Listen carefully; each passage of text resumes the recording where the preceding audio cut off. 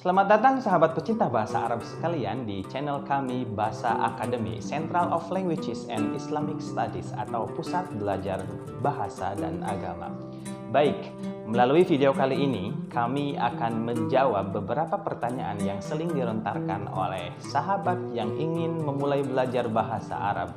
Supaya tidak berlama-lama lagi, mari kita simak jawabannya.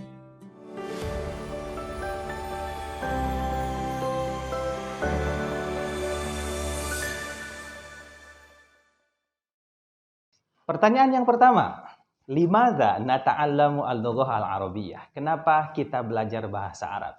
Bahasa Arab merupakan salah satu bahasa tertua yang digunakan oleh 250 sampai 400 juta orang di dalam 25 negara atau lebih seperti bahasa ibu mereka sendiri. Jutaan orang bahkan mampu membaca tulisan bahasa Arab atau teks bahasa Arab meskipun mereka tidak memahami apa makna atau arti dari bacaan tersebut.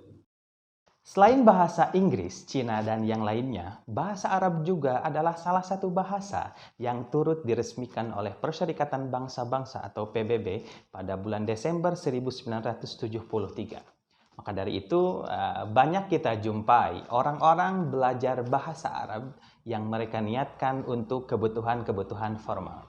Pada masanya, bahasa Arab merupakan bahasa yang digunakan oleh seluruh kerajaan-kerajaan Islam pada abad ke-7 sampai 19 bahkan 20.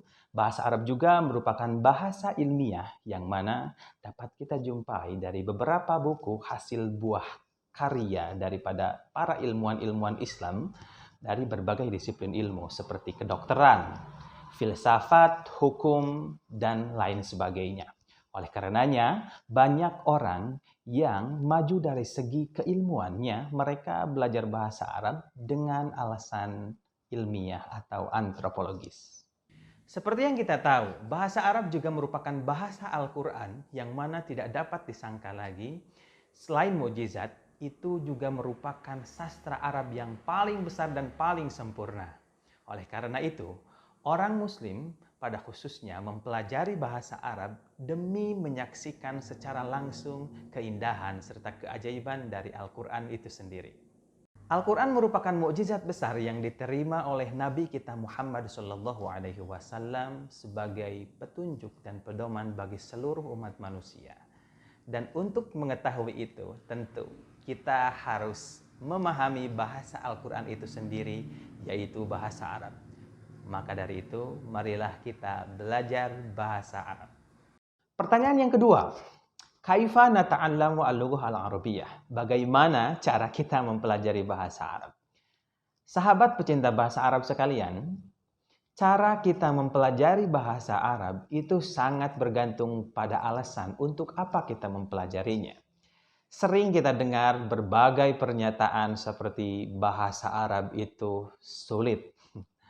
Sering juga kita dengar pernyataan bahwa saya sudah lama belajar bahasa Arab, tapi kok kenapa tak kunjung bisa? Ada juga yang mengatakan bahwa saya sudah membeli banyak buku-buku bahasa Arab, tapi bingung bagaimana cara menggunakannya. Nah, teman-teman, itu semua akan bisa kita pecahkan, akan bisa kita jawab dengan mengetahui untuk apa kita mempelajari bahasa Arab. Jika Anda mempelajari bahasa Arab untuk kebutuhan non-formal atau hanya sebatas untuk berkomunikasi bersama teman, Anda cukup mempelajarinya dengan menempuh waktu selama 3 bulan sampai 1 tahun. Di sana Anda akan diajari bagaimana cara berkomunikasi dalam berbahasa Arab dengan baik dan benar dalam berbagai dialek. Meskipun yang kita ketahui hanya sebatas fushah dan amiyah, akan tetapi banyak sekali dialek-dialek dalam bahasa Arab. Caranya adalah Anda hanya cukup mengambil kelas kursus jangka pendek, baik itu offline ataupun online, itu tidak masalah. Yang masalah adalah Anda membeli buku dan mempelajarinya sendiri. Itu menurut saya kurang maksimal, kurang sempurna, karena di sini Anda butuh instruktur atau pelatih demi memaksimalkan tujuan Anda untuk bisa berbicara dalam bahasa Arab dengan baik dan benar. Selanjutnya, Jika Anda mempelajari bahasa Arab dengan tujuan formal atau tujuan ilmiah, tentu saja sahabat sekalian, itu tidak cukup dengan hanya sebatas 3 bulan sampai 1 tahun saja. Anda membutuhkan waktu yang lebih lama lagi untuk mempelajarinya. 3 tahun, 4 tahun, atau bahkan lebih mungkin. Anda bisa mempelajarinya dengan mendaftar di kursusan-kursusan atau mengambil kelas kursus dengan jangka panjang, masuk pondok pesantren, atau mungkin belajar di perguruan tinggi dengan mengambil jurusan yang berkaitan dengan bahasa Arab. Karena di dalamnya sangat banyak sekali bahasan, sangat banyak sekali materi yang perlu Anda ketahui, tidak hanya sekedar gramatikal atau tata bahasa Arab, tapi lebih daripada itu.